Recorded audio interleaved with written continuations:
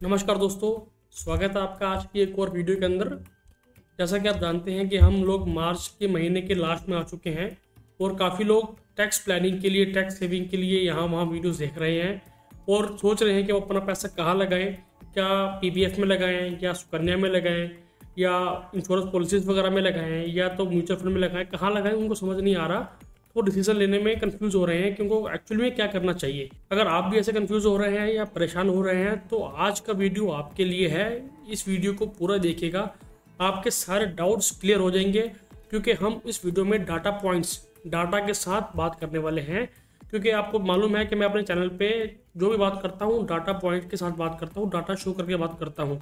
तो आज भी मैं आपको डाटा के साथ दिखाऊंगा कि अगर आप पीपीएफ में करते हैं तो आपको क्या रिजल्ट मिलेगा, अगर आप ईएलएसएस में करते हैं तो क्या रिजल्ट मिलेगा। और ईएलएसएस में मालूम है आपको भी कई फंड हैं, मल्टीपल फंड्स हैं, 20-30 फंड हमारे पास ईएलएसएस के अंदर हैं। तो उन फंड में से भी एक अच्छा फंड सेलेक्ट करना भी काफ़ी बड़ा टास्क है।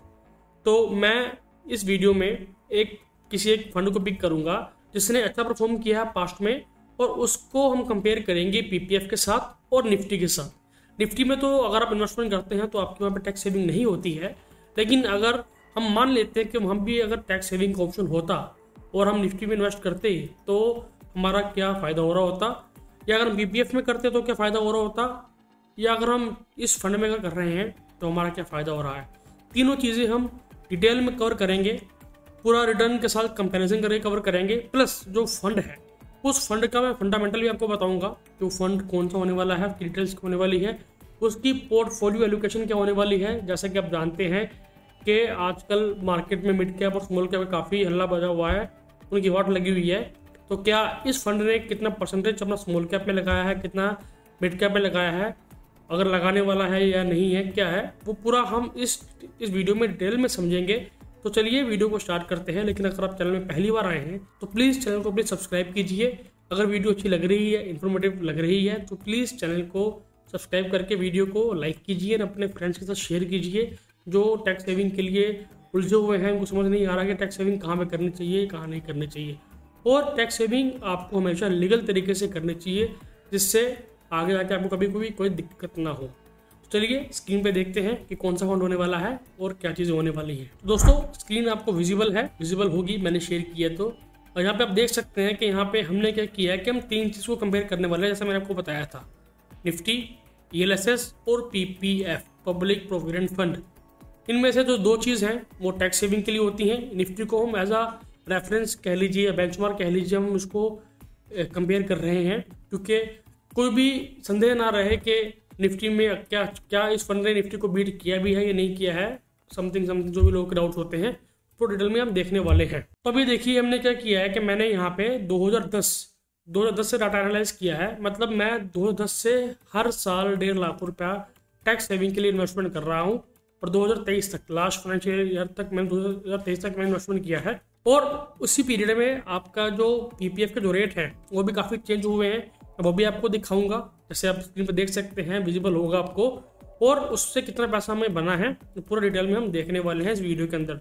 तो प्लीज़ वीडियो को लाइक कीजिए, वीडियो बने रहिए और चैनल को सब्सक्राइब कीजिए अगर आपको ये वीडियो इन्फॉर्मेटिव लगी है, या अगर आपको म्यूचुअल फंड के संबंधित कुछ भी आपको जानकारी चाहिए, सजेशन चाहिए तो आप मुझसे संपर्क कर सकते हैं। जैसा कि आप जानते हैं मैं एमपी द्वारा सर्टिफाइड एमएफडी हूँ, तो मैं आपको गाइड कर सकता हूँ, सजेस्ट कर सकता हूँ कि आपके लिए कौन सा फंड बेटर रहेगा, आपके रिस्क प्रोफाइल के हिसाब से, आपके गोल के हिसाब से। और भी अगर आपको कुछ जानना है, समझना है म्यूचुअल फंड्स के बारे में तो आप मुझसे बेझिझक कॉल करके बात कर सकते हैं, व्हाट्सअप भी कर सकते हैं, और कमेंट सेक्शन में तो मैं आपको उत्तर देता हूँ।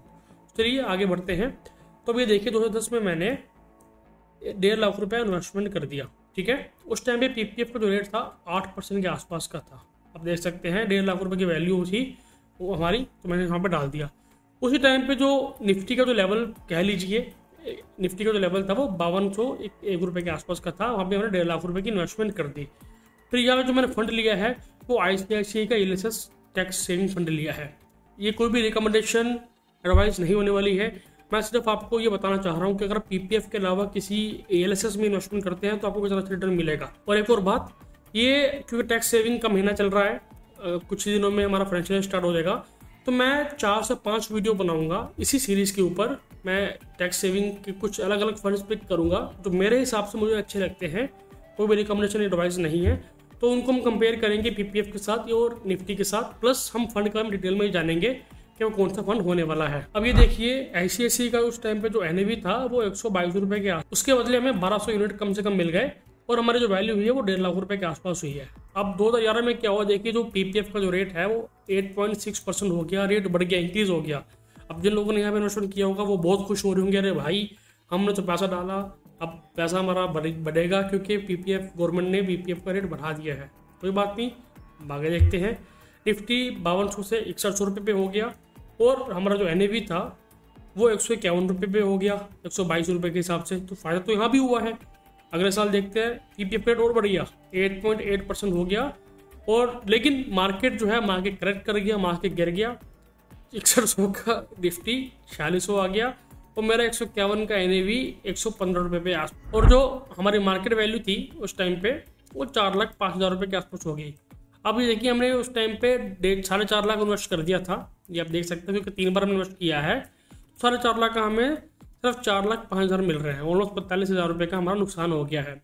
अब जो पीपीएफ वाला बंदा होगा वो बोलेगा अरे भाई मैंने तो सेफ जगह इन्वेस्ट किया है, बहुत बढ़िया पैसा बना है मेरा, तुम्हारा तो पैसा डूब जाएगा, खत्म हो जाएगा, टैक्स सेविंग करके क्या करोगे। ठीक है, अब आगे देखते हैं आगे क्या होता है।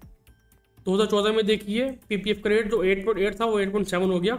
ठीक है, जो मार्केट था वो 4600 से बढ़ के सीधा 6300 रुपये हो गया। एनएवी जो था 115 से बढ़ के 174 हो गया। वैल्यू जो हमारी है वो 9,27,000 रुपये के आसपास पहुंच चुकी है। ठीक है, अब थोड़ा हम आगे जाते हैं, आगे बढ़ के देखते हैं कि 2023 में क्या हुआ। हमने टोटल 2023 में 21 लाख रुपये टोटल इन्वेस्ट किया है, तीनों का जगह हम मान के चलते हैं। और पीपीएफ का जो रेट चल रहा है वो 7.1% चल रहा है। आपने स्टार्ट कहाँ से किया था, 8% स्टार्ट किया था और 8.7% तक आप गए थे और अभी ये 7.1% के आसपास पहुंच गया है। निफ्टी की वैल्यू उस टाइम पे आपने 5200 पे स्टार्ट किया था जो टूट के 4600 तक आई थी, फिर आज 18,197 रुपये के आसपास है, आज मतलब 2023 में। ठीक है, और जो हमारा एनएवी जो था 122 पे स्टार्ट किया था जो टूट के 115 रुपये के आसपास आया था वो आज 612 रुपये के आसपास हो चुका है। अगर मैं आपको टोटल समअप करूं कि हमारा कितना पैसा बना है, अगर हमने पीपीएफ में इन्वेस्ट किया होता आपने, तो पीपीएफ में आपका बनता 38,39,000 रुपया। आपने 21 लाख डाला, आपका 21 लाख का 38 लाख बन गया। आप बोलोगे भाई मैं तो खुश हो गया, मज़ा आ गया। ठीक है, फिर अगर हम निफ्टी की बात करें, निफ्टी में आपने 21 लाख रुपए दिया है और ये वैल्यू जो दे रखी है देख सकते हैं 29 दिसंबर 2023 की वैल्यू है, आपका 21 लाख का 55,49,000 रुपये के आसपास हो गया। निफ्टी में वैसे तो टैक्स सेविंग नहीं होता है, लेकिन हम एक रेफरेंस के पॉइंट ऑफ से जान रहे हैं, हम मान लेते हैं कि यहाँ भी टैक्स सेविंग होती है, हमने इन्वेस्टमेंट किया है, तो हमारा 21 लाख का 55 लाख बन गया। अब पीपीएफ वाला बोलेगा कि भाई मुझसे तो ज़्यादा पैसा बना है। ठीक है, अगर हम अपनी स्कीम की बात करते हैं, वहाँ पे आपका 21 लाख का 67,67,979 रुपीज़ बना है। अब आप ये देख सकते हैं कहाँ 38 लाख और कहाँ लगभग 70 लाख रुपए के आसपास आपका पैसा बना है। टाइम सेम है, इन्वेस्टमेंट का मेथड सेम है, बस यहाँ पे फिक्स रिटर्न है, कोई वोलेटिलिटी नहीं है, यहाँ पे मार्केट वोलेटिलिटी है, इतना डिफरेंस है और कोई डिफरेंस नहीं है। अगर रिटर्न की बात करें तो आपका पीपीएफ में जो हर साल देखिए आप इंटरेस्ट रेट चेंज हुआ है, तो अगर हम इसका निकालते हैं CAGR निकालते हैं तो 7.74% के आसपास आपका आता है। निफ्टी में 12.24% का आता है और इस फंड में आता है 14.63% का। 14.63% का आपका CAGR कंपाउंडिंग रिटर्न आया है हर साल का, प्लस आपका 21,67 लाख बना है। अब काफ़ी लोग बोले होंगे भैया पीपीएफ और ईएलएसएस में डिफरेंस क्या होता है, बहुत लोगों को शायद नहीं पता होगा, तो मैं वो भी बता देता हूँ। तो अब ये देख सकते हैं पीपीएफ के अंदर जो ऑब्जेक्टिव है इन्वेस्टमेंट का दोनों का वो टैक्स सेविंग है और ठीक है, प्लस साथ ही साथ पीपीएफ में जो है वो कैपिटल सेफ्टी। अगर आपको कैपिटल सेफ्टी चाहिए तो आप उसी में चाहिए, पीपीएफ में चाहिए। अगर आपको वेल्थ क्रिएशन करनी है, वेल्थ बढ़ानी है, तो आपको म्यूचुअल फंड में ईएलएसएस में इन्वेस्टमेंट करना पड़ेगा। रिस्क एपिटाइट, पीपीएफ में रिस्क स्लो होता है एज यूजुअल, लेकिन इसमें हाई होता है। हाई मतलब रिस्क का मतलब कभी भी नुकसान नहीं होता, रिस्क का मतलब होता है अनसर्टेनिटी। मार्केट ऊपर नीचे चलेगा, रिस्क अगर आप समझते हैं कि रिस्क का मतलब नुकसान होता है तो ऐसा कभी भी नहीं होता। रिस्क मतलब कि अनसर्टन है, कुछ कंफर्म नहीं है। अगर आप टाइम ऑफ रिटर्न देखें तो यहाँ फिक्स रिटर्न होता है लेकिन वो हर क्वार्टरली रिवाइज होता है, हर 3 महीने में रिवाइज किया जाता है। यहाँ पे मार्केट लिंक्ड है, मार्केट जहाँ जाएगी रिटर्न आपको वही मिलेगा और मार्केट ऊपर ही जानी है। इन्वेस्टमेंट टेनर देखें तो पीपीएफ में आपको 15 साल का लॉकिंग पीरियड मिलता है। 15 साल के बाद अगर आपको इन्वेस्टमेंट बढ़ानी है अपनी तो 5-5 साल के पीरियड में आप उसको आगे बढ़ा सकते हैं। लेकिन म्यूचुअल फंड में ELSS में सिर्फ 3 साल का लॉकिंग पीरियड है, उसके बाद पैसा निकालना है निकालो, छोड़ना है छोड़ो, आपकी मर्जी है। सिर्फ 3 साल का लॉकिंग पीरियड है। पीपीएफ में लिक्विडिटी बहुत कम है, आप पैसा जल्दी निकाल नहीं सकते। आप हाँ, उसके अगेंस्ट आपको लोन मिल सकता है, वो भी स्पेशल सर्कमस्टांसेस के अंदर आपको लोन वगैरह मिल सकता है। लेकिन यहाँ पे 3 साल के बाद आप पूरा का पूरा पैसा निकाल सकते हो, कोई आपको रोकेगा नहीं, कोई आपको कुछ बोलेगा। टैक्सेशन पीपीएफ में टैक्स एग्जेम्प्टेड है, टैक्स नहीं लगता है। लेकिन यहाँ पे आपको 10% का टैक्स लगता है, लेकिन 1 लाख के प्रॉफिट के बाद। अगर आपका 1 साल में पैसा निकालते हो 1 लाख तक का प्रॉफिट एग्जाम्प्ट होता है, उसके बाद आपको 10% का फ्लैट टैक्स देना पड़ता है। लेकिन अगर आप 6 से 7 लाख कमा रहे हैं तो 10% टैक्स देने में कोई दिक्कत नहीं है आपको। तो ये तो हुआ मेन कंपैरिजन पीपीएफ का और ELSS का। अब फंड क्या है ICICI वाला, क्या होने वाला है, अब थोड़ा हम उसके बारे में जान लेते हैं। जैसा मैंने आपको बताया ICICI का ELSS टैक्स सेविंग फंड है। इस फंड का जो AUM है वो लगभग 12,894 करोड़ है। 12,000 भी नहीं, 13,000 मान 13,000 करोड़ का इसका NAV है, AUM है। आज के टाइम पे इसका जो NAV चल रहा है वो लगभग 776 रुपये के आसपास चल रहा है। ठीक है, इस फंड ने जो जब से लॉन्च हुआ है, अगर तब से किसने स्टार्ट किया होता तब से इसने 19% रिटर्न बना के दिया है। एक्सपेंस रेशो इसका 1.72 है, ओपन एंडेड स्कीम है जैसा कि आप जानते हैं।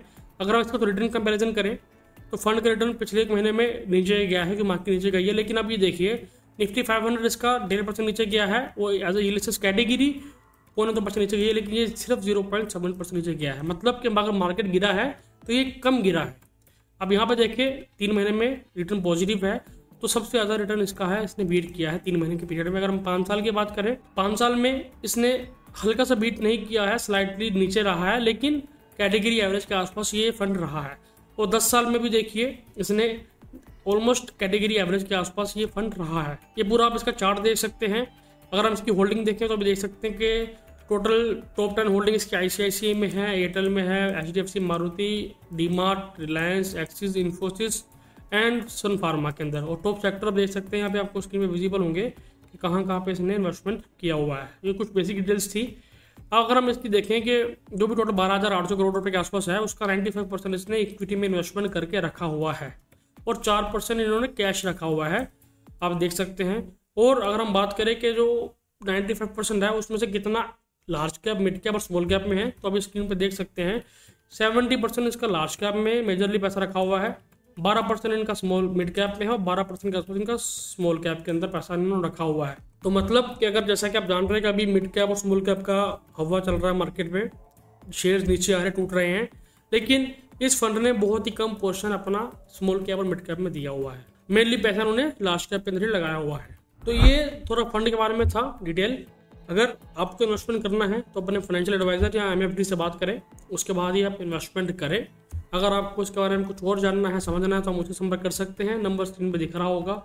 टैक्स सेविंग के माध्यम से कुछ जानना है या कुछ समझना है तो आप बेफिक्र होकर कॉल कर सकते हैं। म्यूचुअल फंड स्टार्ट करनी है उसके लिए भी आप मुझे कॉल कर सकते हैं। मैं आपको प्रॉपर तरीके से गाइड करूँगा, सजेस्ट कर सकता हूँ। अगर आपको किसी और फंड में वीडियो चाहिए, जैसे मैंने तो टैक्स सेविंग के अंदर, ELSS के अंदर, तो आप कमेंट करके बताएं तो मैं उसके ऊपर वीडियो बना के लेके आऊँगा। और लास्ट मैंने एक वीडियो बनाया था, आप देख सकते हैं, आई कार्ड में उसका लिंक भी होगा और डिस्क्रिप्शन में भी होगा उसका लिंक, कि आप सिर्फ 4.5 लाख रुपए इन्वेस्ट करके 3 साल तक कैसे ज़िंदगी भर तक अपना टैक्स सेव कर सकते हैं। ज़िंदगी भर तक आपको दोबारा 1.5 लाख हर साल डालने की जरूरत नहीं है, लेकिन आपका टैक्स सेविंग होता ही रहेगा, उसमें कोई भी दिक्कत नहीं आएगी आपको। तो आप वीडियो भी वो देख सकते हैं, इसके डिस्क्रिप्शन में लिंक दिया हुआ है। तो अगर आपको वीडियो अच्छी लगी है, इन्फॉर्मेटिव लगी है, तो प्लीज़ चैनल को सब्सक्राइब कीजिए, क्योंकि मेरे चैनल पे काफ़ी लोग आके वीडियोस देखते हैं लेकिन चैनल सब्सक्राइब नहीं करते हैं। तो प्लीज़ चैनल को सब्सक्राइब कीजिए एंड वीडियो को शेयर कीजिए अपने फ्रेंड्स के साथ। चलिए मिलते हैं नेक्स्ट वीडियो में, तब तक के लिए गुड बाय, टेक केयर।